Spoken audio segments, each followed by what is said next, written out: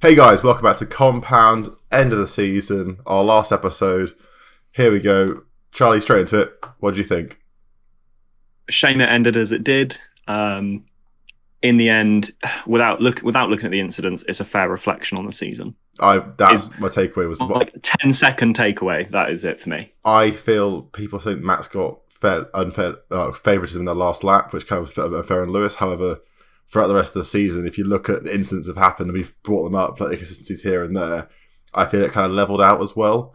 Because they're going into this race, the bit that really pissed me off was when they went, okay, if you do a Schumacher and put someone into a wall, we're going to dock points at that. Let's flip this whole season on its head.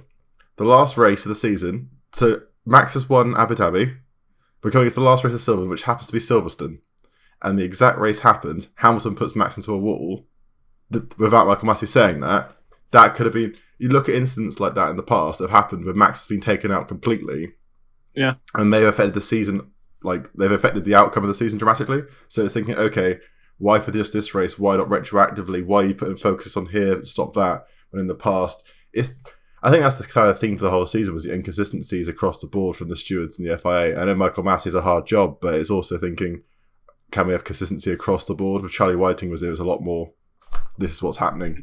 There seemed to be less of those conversations when it was Charlie Whiting. Yeah. And yes, we get to listen to the FIA chat now, which means that Twitter just has like an absolute field day, like just going off. Michael, no. Yeah. Like, okay, cool, thanks, Twitter. But at the same time, I agree with you that it levels out over the season very much in the same way a football season does. Sometimes the decision goes for you or against you or whatever.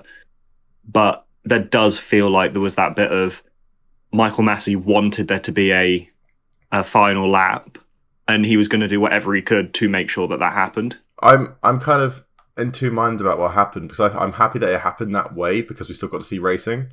Rather than imagine the championship being decided under a safety car just driving around a procession. But because you look at it, and actually Max is only those cars were in between Max and Lewis because Max did two pit stops under the same safety car. So because he dropped out, he came out behind was it Lando in that lot because he pitted for the second time to get the softs on rather than sticking on the mediums or another set of hards he put on. It was his third pit stop because he'd already done another pit stop anyway. Yeah, so that was him. He went and pitted again, which brought him back, which made about that filler gap. If he hadn't that last pit stop, he was still on a lot fresher tyres. Yeah, and he didn't need to. But Red Bull... Really? But then they didn't need to, but then Red Bull obviously told this is what's happening, kind of situation, happening, and then that's what they went for it. And you can't blame Max or Red Bull for doing what the referees have said. Like you say, we do football content, you play to the whistle, you do what the ref says, and the ref had gone, these cars will move out of the way, Max do this. Max does it. It's not on Red Bull or Max, it's down to the inconsistencies throughout the season, personally. There's no like the end of the race, there's no fault lying with Max or Red Bull, in my opinion. The only thing I would say is the whole no swerving thing just goes out the window, apparently. But that's a different issue. But it's the Red Bull were in a position where they were going to lose, or they could take the risk to put soft tyres on and hope that the race does restart and that they get the extra speed from that, which obviously you're going to do. It's bringing up your goalkeeper for a free kick in it at the last minute. Like you got nothing to lose. Do you want to lose 2-0 or do you want to draw 1-1? Like you couldn't.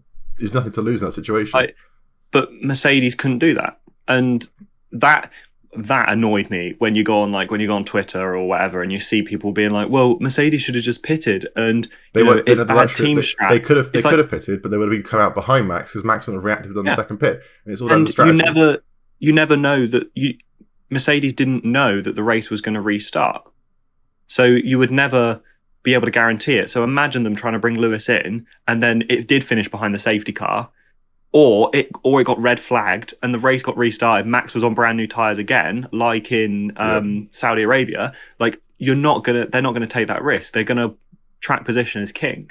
I do find it weird that there is this rule in the rule book that the race director can override every other rule because it kind of makes every other rule redundant. Because there's the handbook and then the race rulebook. The handbook, I think, is only 99 pages long, but then the race rulebook, which is this giant brick, basically, of every little thing. And that's what Mercedes had. Mercedes even flew out their legal team in preparation for this weekend in case something happened like this. So they were going into this racing shit. We're going to have to have everything. They flew out legal teams at extra cost to be ready if this happened. And obviously, when this happened, they had the legal ready to go through all the books, find out what's wrong, because it wasn't just one thing Mercedes protested against; it was two. They were protesting against Max overtaking under the safety car, which he did, but he got no advantage, so they don't care. It was literally just this stuff, and it's okay. By the same basis, Lewis may have broke too hard and shot backwards, and Max may have just like it's not Max's intention. He's not going a car length. It was just like knows he's doing this. Like it's. Which is why I don't feel like it's at all Max's or Red Bull's fault. Yeah. And upon reflection, it's like, okay, when and I was thinking before we started recording, the number of times that we've sat here and gone, wow, fair play, Max. This is a race that we came into thinking Lewis is going to walk this one, or next week Lewis is going to walk it, and then Max has got a result.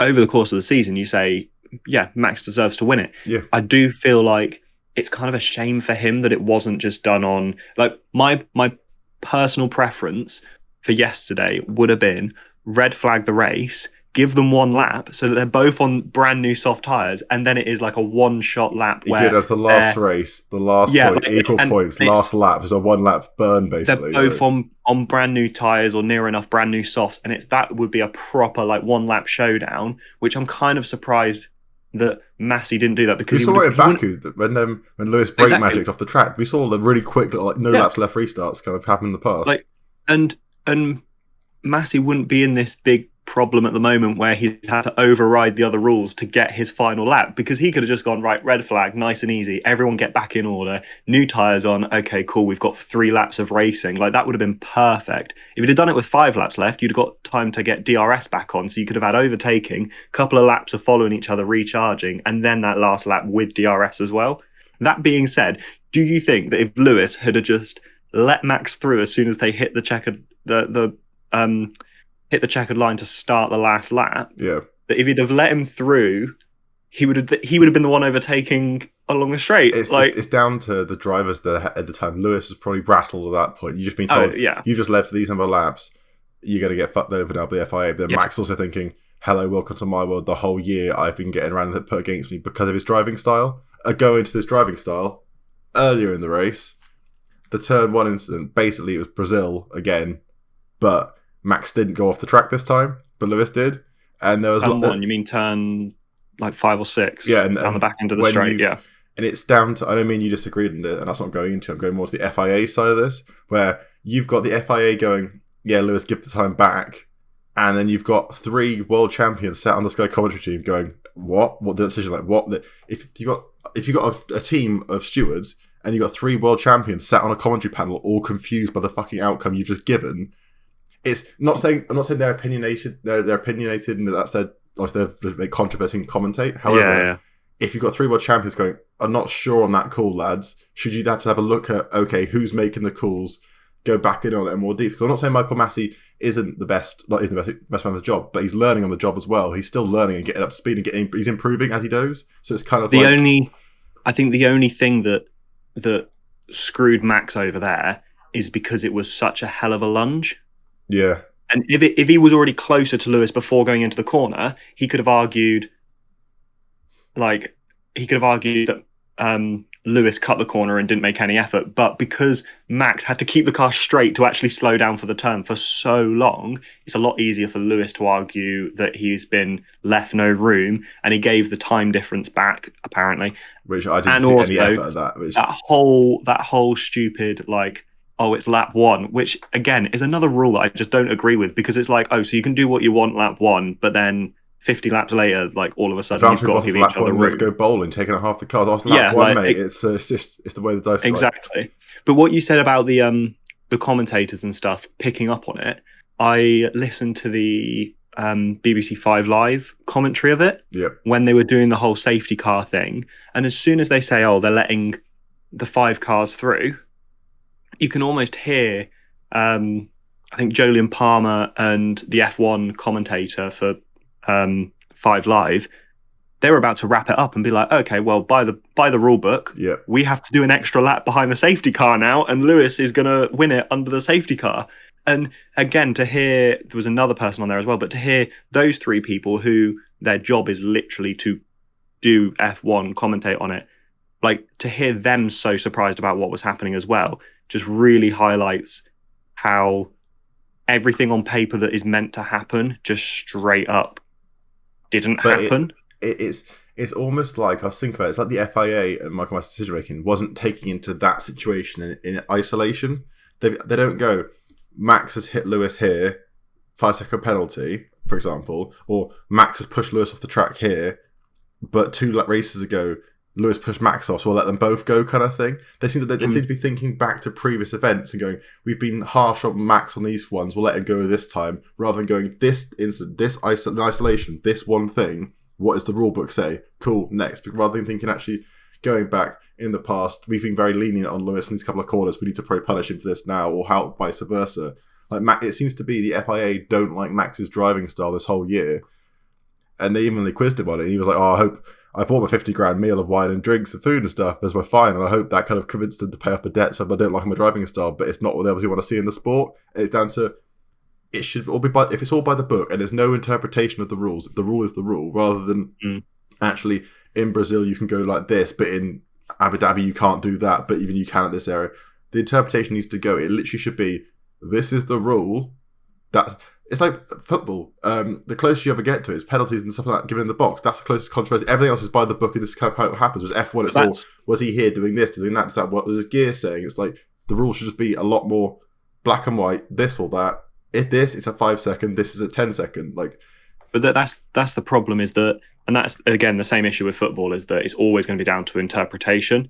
And at a racetrack, if you've got 23 corners, unless you were to say for every corner, this is the entry line for the corner, and whoever gets to that line first and is below the maximum entry speed, which is the speed that you need to be below in order to make the corner, then they're never going to be able to do that. Because if they did that for every corner of the track, then if Lewis dives down the inside of Max but is well over the speed, so pushes Max off, then that's Lewis's penalty. If Lewis is below the speed and Max cuts the corner, then Lewis would say, I've got the turning angle, I'm below the required speed at the entry line to the corner, so Max has cut the corner. Like, unless they were to do that for every single corner of every braking zone of every race, it's just never going to happen. And the fact that they go into race weekends in FP1 not knowing what the limits are of the track, what the track limits are, exactly, and they make that up as they go along. Like, can we really expect them as an organisation to rule the race properly every single time? And the fact that every weekend you've got a different group of stewards making up those decisions, which means you're always going to get inconsistencies, which again, same as football, you've got a different referee in the middle, one might let a bit more dirty play than the other. Is, as long as there is human interaction in it, which obviously there's always going to be unless you start racing NFTs, like, it's always going to be that way. And then the one bit that I thought Nico Rosberg said, the earlier levels of karting, they do a thing where if you go off the track, your engine just cuts. So it's slowing them down, yeah. It just like, it incentivizes you not to do that. Not to leave. So if you literally go, here's the track limits, have an edge detection. So if the car fully goes off, you just lose, and it's like, okay, it's dangerous because you lose power, but actually you shouldn't be worried about the car slowing down rapidly because he's not on the track in the first place. That it was interesting, the different solutions you can get. And I think with Formula E, you see more similar stuff where they have to like turn the power up on this part of the corner, all this like more track-based stuff. But it'd be better to see if you could bring in some Gran Turismo style, you run off the track, you get like a speed limited hard limit while you're off it. Yeah, it's more. I'm thinking more of the use of tech they use on Formula E for the certain parts of the track. You can get like the boost for going the outside of the corner and stuff. I'm not saying get the boost. I'm saying use the detection software for that, for edges and boundaries of tracks. Have you had physical data coming back from the track itself rather than just relying on camera footage? Because then you could see where you could see in a footage roughly where a tire's been placed. But having that extra level of detail will just help. Having more data is never going to harm you because you can just look through it and give you more informed points. Going from data to data, Sergio Perez, what a swervy drive! Absolute champion. That 9. I was like, I said that was our game set match, Lewis. Like 9 seconds, and then Sergio was like, he's going to do something here, and he literally went out there, going for it, going off the data. Apparently, there's a rumor for cynics of me saying that he didn't have a full tank of petrol. They only had 3/4 of a tank. And that's why he had nothing wrong with his car. He felt nothing wrong with his car. And Red Bull went, Checo pit, oil and fluid, both dropping instantly right now. The rumour is they put Checo out on literally 3/4 of a tank. I'm not saying this did happen. I'm saying this is what people Allegedly. in the pits. No, I'm not saying this is pit lane rumours. I'd be saying that Red Bull may have put him out on 3/4 of a tank, so he's a lot lighter. So he's got less on his tyres. So when he had to fight Lewis, he had a faster car that was not as bad on the tyres. He already loves handling his tyres anyway. So you've got that and a lighter car, and to not get disqualified, obviously, they brought him in. If he retire the car, they can still have enough fuel in the tank, and it doesn't get the problem where you get disqualified. So it all kind of tipped over. And because they knew they weren't going to get the championship of the constructors, but they could do this to help Max get the constructors, the championship for drivers. It's like that. It's cynics are saying that. Whether you believe it or not, take that as you will. But I still think there's quite a lot of value in that. The fact of magically oil and water dropping at the same time, Checo knowing nothing wrong with the car, thinks it's perfectly fine, and the racing engineer going, bring it in now, bring it in now, bring it in now. It was a very abrupt radio message, wasn't it? It's no Lando. It's broken. My gears, I'm broken. It's not. Yeah, that. there was no trying anything. Yeah, it was very suspicious. That being said, you could argue that Perez slowing Lewis down that much meant that come the safety car, there wasn't enough time for Mercedes to pit and come back out. Like that literally got him. That one, yeah. I think Sergio. If he had those extra 5 seconds, it was more than that. He lost like 7 or whatever, but they're 5 seconds in one lap that he lost.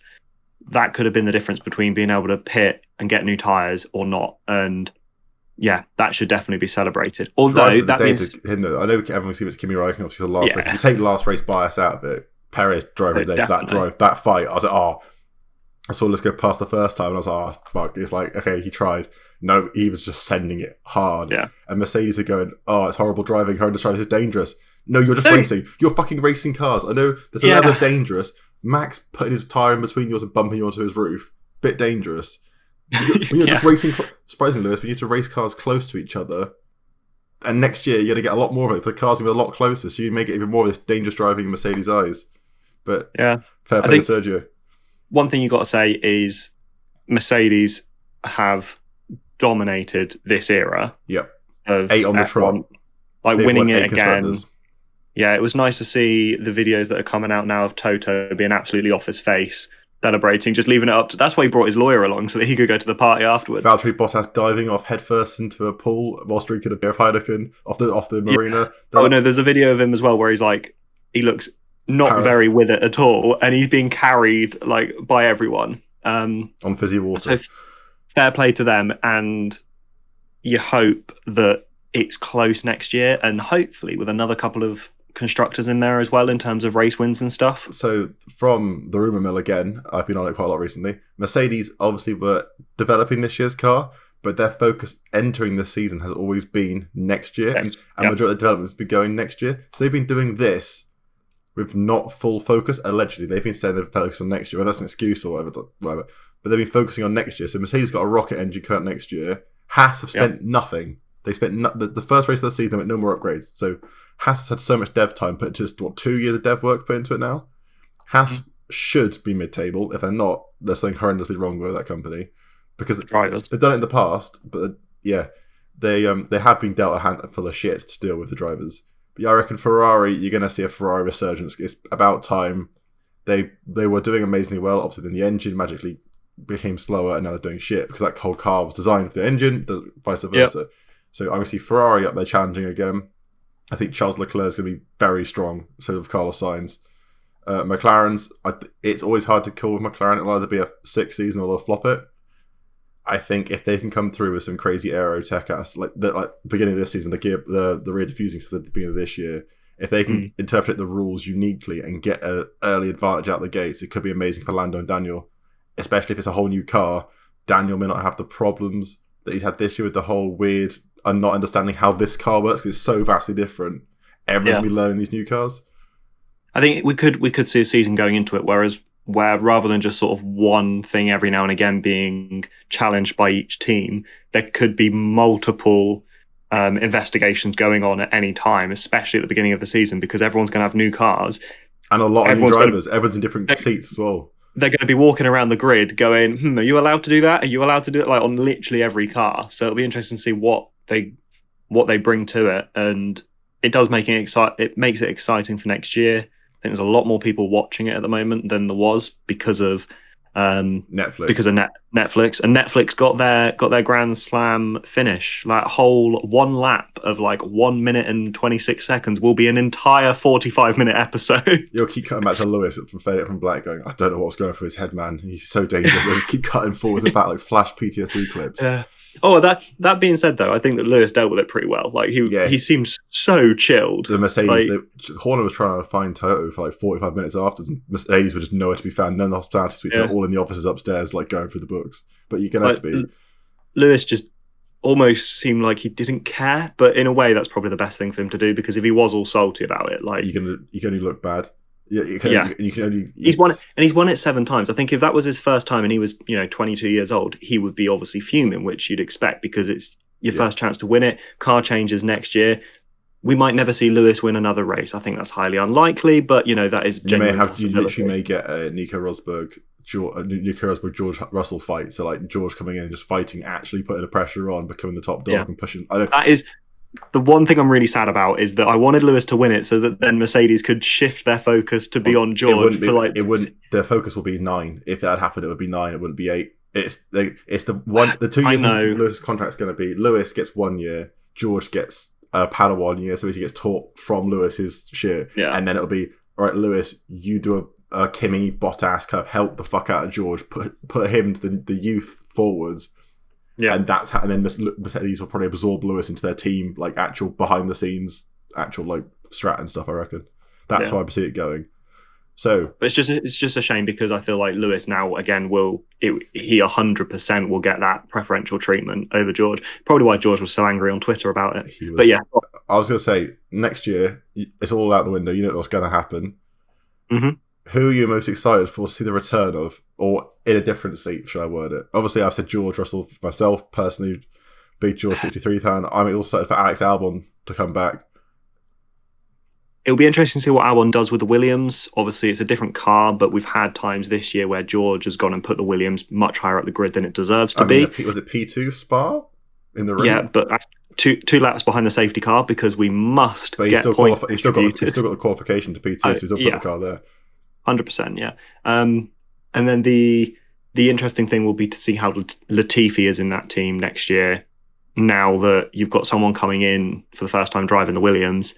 I do think George is the one to watch the most for me, because we've seen what he's done with the Williams, and we've seen him, once in the Mercedes, and it's whether he can keep that up and do that week in, week out. Hope he just doesn't drop off as much as Bottas tend to do every now and again. Bottas would just have a week where he's like, I'm going to finish like P7, P8, and you're not going to hear from me all weekend. But yeah, I think, like you said, I'd like to see McLaren do well, and if Ricciardo can get a car that is actually a bit more suited to him, I think that'd be really good as well. Ideally, I want a top 4. I want a 4-team title race. I want a Mercedes, Red Bull, Ferrari, McLaren title race. That's what I want. I want 4 cars fighting, because 3 slots with 8 drivers going for 3 slots will be a lot more dramatic top of the table fighting wise, rather than as the front 3 cars get away, you've got a 24-second gap between 3rd and 4th now. I'd much want to see like a tighter pack at the top of the field rather than just the mid DRS train. Yeah, maybe with the cars that can follow each other closer, even if that gap does start to open, then the other ones might be able to sort of slingshot themselves to catch up to that front grid. Well, we'll have to wait and see, won't we? Well, yeah, we will. So hopefully you enjoyed that. Hope you enjoyed the season. You've shown the outcome. Let us know what you thought. There'll be a full recap. We're going to do a full recap of the whole season coming soon. This is just our little flavour at the end of the season. Thanks for watching. See you guys later.